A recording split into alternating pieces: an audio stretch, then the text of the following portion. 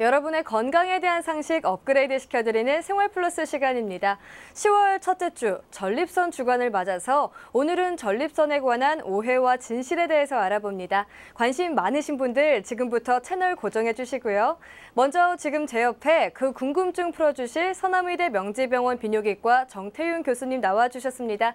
교수님 안녕하세요. 네, 안녕하세요. 네, 교수님 오늘 전립선 질환에 대해서 알아볼 텐데요. 먼저 전립선이 무엇인지 자세히 모르시는 분들을 위해서 설명 좀 해주세요. 네, 일단 전립선은 남성에만 존재하는 장기입니다. 여성에는 없고요. 위치는 방광 아래쪽에, 즉 방광을 다 있고 하부 쪽으로는 음경에 닿아 있습니다. 내부로는 전립선 요도가 지나가고요. 네. 그 크기는 정상 20대 남성에서 한 29g 정도 됩니다. 그 기능은 우리 크게 두 가지로 보는데 하나는 분비 기능. 분비는 전립선액을 분비하는데요. 이 네. 전립선액은 하는 일이 정자에게 영양 공급을 해줍니다. 그래서 정자가 튼튼하고 건강하게 만들어서 나중에 임신이나 하는 걸 잘 할 수 있게 해주는 거고요. 또 하나는 그 안에 이제 아연 성분이나 이런 성분들이 그 균이 들어왔을 때 못 들어오게 막는 역할, 방어 역할을 하는 작용을 하고요. 그 다음에 이제 분비 기능 말고 중요한 기능이 소변 보는 배뇨 기능에 작용을 하는데 네. 얘가 하는 일이 그 방광 밑에 바로 있잖아요. 네. 그래서 그 전립선 요도를 이렇게 꽉 눌러주고 있습니다. 평상시에. 그래서 사람들이 그냥 걸어다니고 웃고 얘기할 때 소변이 새지 않게 내 괄약근 역할로 꽉 잡고 있는 역할을 하고요. 요게 소변 보고 싶을 때 열게 해주는 그래서 문 역할을 하는 기능을 합니다. 이 두 가지가 가장 큰 기능이고 이것 때문에 전립선은 사람한테 꼭 필요한 장기입니다. 이 성기능과 배뇨 기능까지 모두 가지고 있는 예, 만큼 아주 중요한 중요하다고 하는 거군요. 그럼 전립선에서 발생할 수 있는 질환에는 어떤 것들이 있을까요? 이제 대표적인 게 이제 전립선 비대증, 그다음에 전립선염, 네. 그리고 요즘 많이 떠오르는 전립선암 이렇게 세 가지가 가장 대표적인 질환입니다. 그렇다면 전립선 비대증과 전립선염 그리고 전립선암에 대해서 조금 더 자세히 살펴볼 텐데요. 먼저 전립선 비대증부터 알아볼게요. 정말 많은 중년들이 고민한다고 들었어요. 네. 이게 정말 어떤 질병인가요? 이제 전립선 비대증은 아까 전립선 내부로 요도가 지나가잖아요. 네. 그 전립선 내부에 요도를 둘러싸고 있는 조직이 나이가 들면서 비정상적으로 커지는 질환입니다. 이게 커지면 네. 요도를 압박해서 소변 배출을 막는 거죠.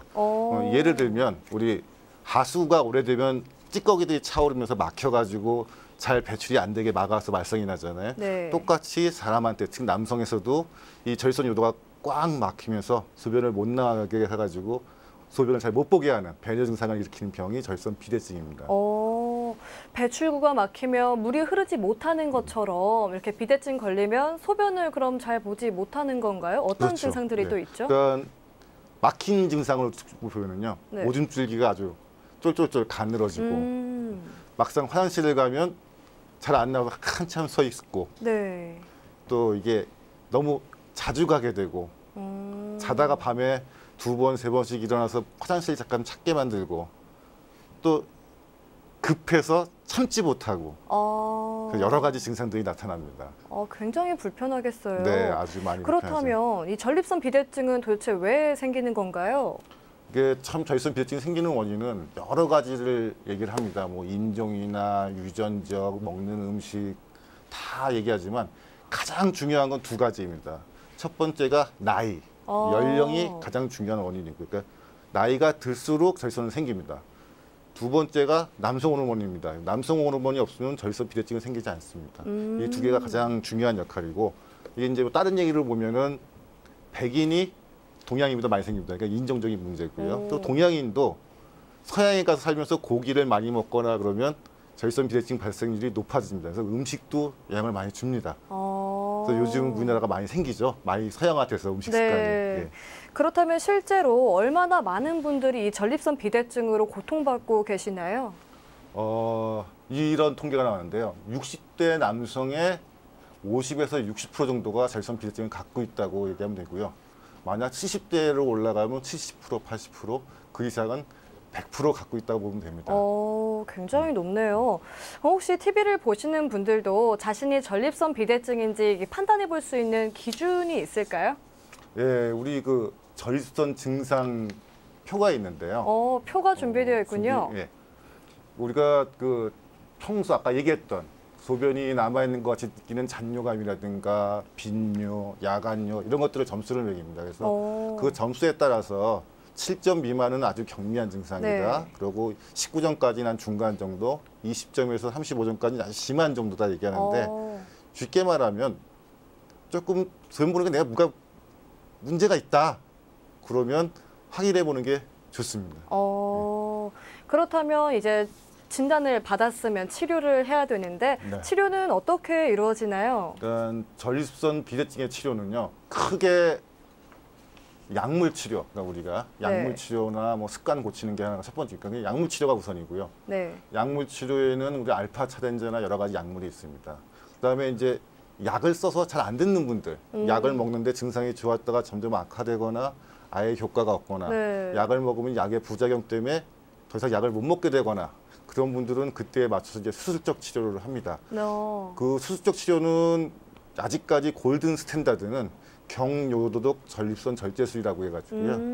그 요도를 통해 내시경이 들어와서 전립선을 깎아내는 겁니다. 우리 하수구에 뭐가 차면 사람이 들어가서 하수구 파내듯이 네. 싹 깎아내는 시술이 있습니다. 배를 째거나 그런 건 아니고요. 깎아내는 시술이고 요즘은 이제 레이저 시술을 많이 합니다. 레이저도 들어가 똑같습니다. 레이저로 깎아내는 시술이 있고 태워버리는 시술이 있고 그 외에도 뭐 튜나요법이라고 해서 열을 익혀가지고 익혀서 없애버리는 방법, 뭐 여러 가지 수술 방법이 있습니다. 근데 그 수술들은 다 장단점이 있고 그 환자의 상태에 따라서 초이스가 바뀝니다. 그래서 뭐 어떤 수술이 좋다 나쁘다가 아니라 그 환자하고 의사하고 만나서 현재 상태를 알아보고 그거에 맞춰가지고 수술 방법을 결정해야 나중에 후회하지 않는 좋은 일이 벌어집니다. 각각 장단점은 있지만요. 치료를 받으면 완치는 할 수 있다는 거죠?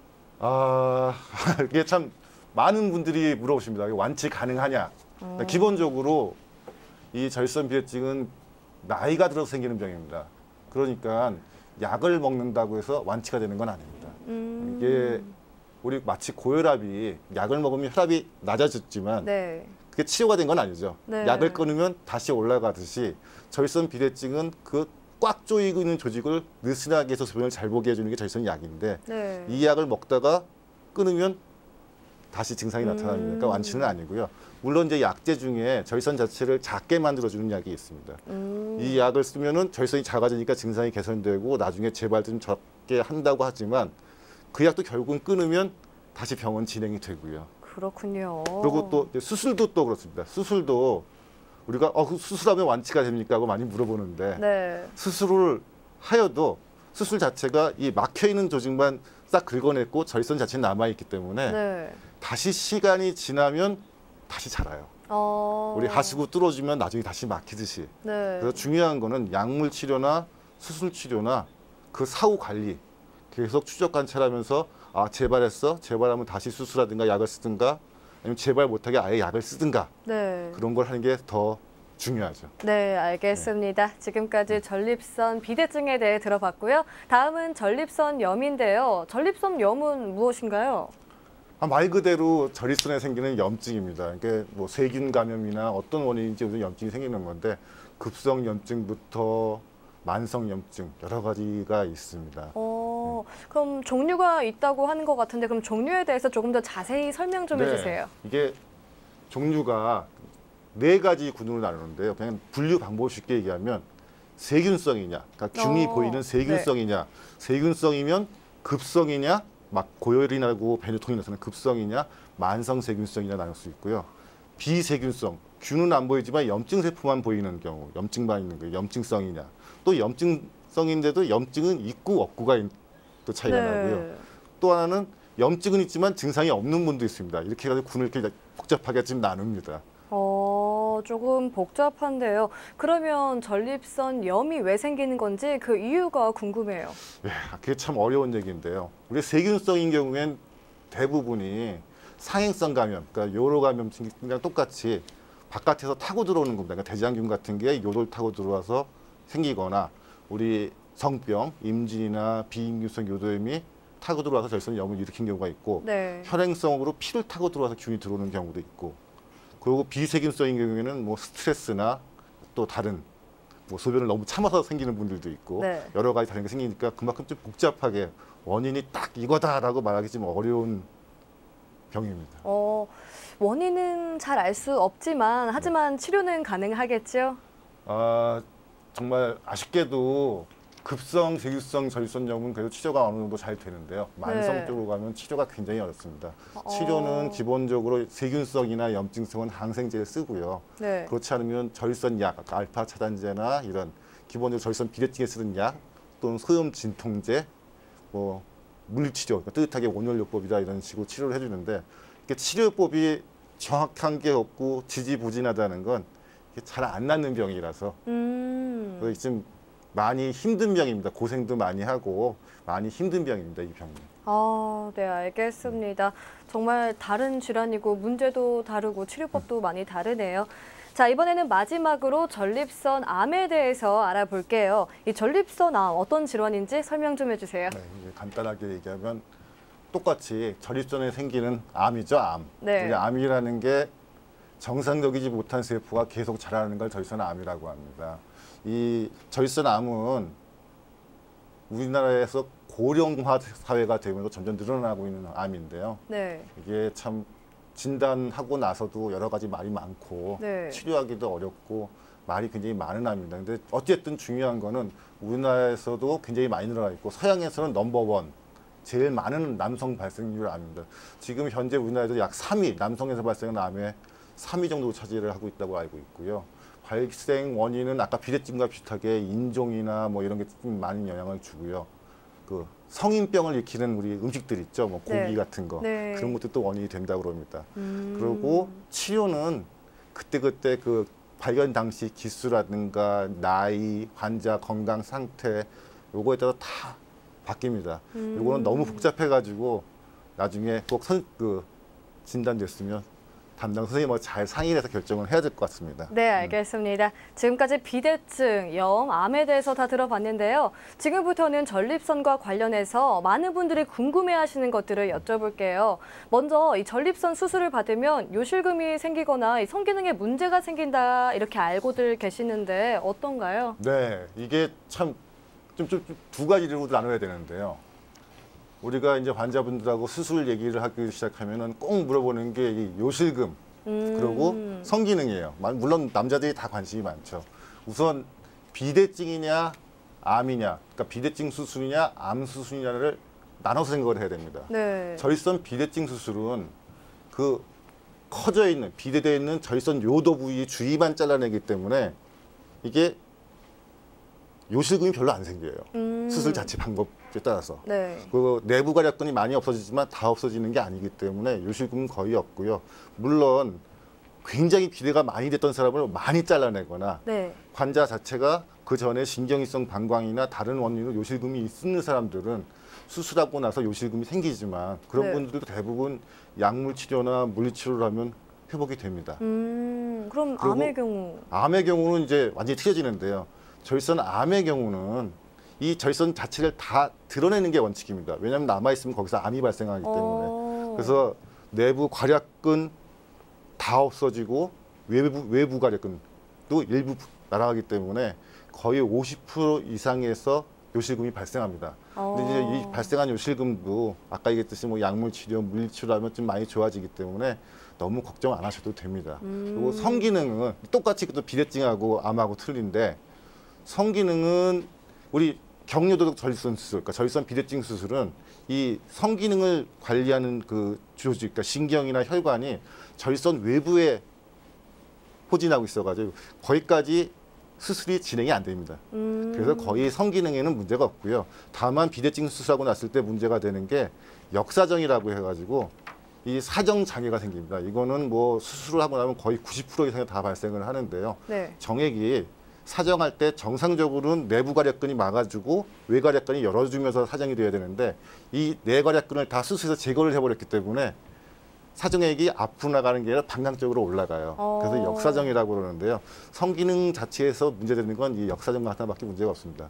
그렇지만 전립선 암 수술인 경우에는 아까 얘기했듯이 다 드러내는 게 원칙입니다. 물론 네. 요즘은 로봇 수술이니 복강경이니 하면서 가능하면 이 신경과 혈관을 살려가지고 성기능을 유지하려고 노력을 하는데 암이 얼마큼 진행되어 있느냐에 따라 다 바뀌기 때문에 어떻게 정확하게 정말 살릴 수 있다 없다는 쉽지 않습니다. 그러니까 수술 방법이나 지금 환자 상태 이런 걸 다 봐가지고 얘기를 해야지 그것만 가지고는 어떻다 말 못하고요. 어쨌든 네. 비대증은 성기능과 요실금은 문제 없고 사정장애만 없다.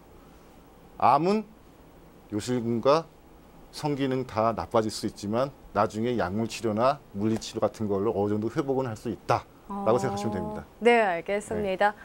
그러면요, 이 전립선 비대증과 전립선 염을 방치하면 암으로 발전할 수도 있는 건가요?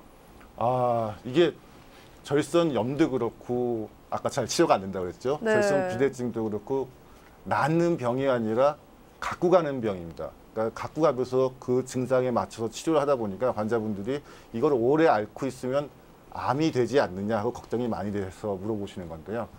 전립선 염하고 비대증하고 공식적으로는 암하고 연관이 없다고 되어 있습니다. 특히 비대증은 발생 부위도 틀리고 완전히 틀립니다. 다만 비대증이 있는 사람이 발병 나이라든가 또 비대증을 치료하다가 우연히 암을 많이 발견하기 때문에 연관이 있다고 생각하는 거지만 완전히 틀리고요. 염증 같은 경우는 최근에 이렇게 연구를 하면서 염증인 사람한테 전립선 특이항원이 높아서 조직 검사를 했더니 암이 발견되더라.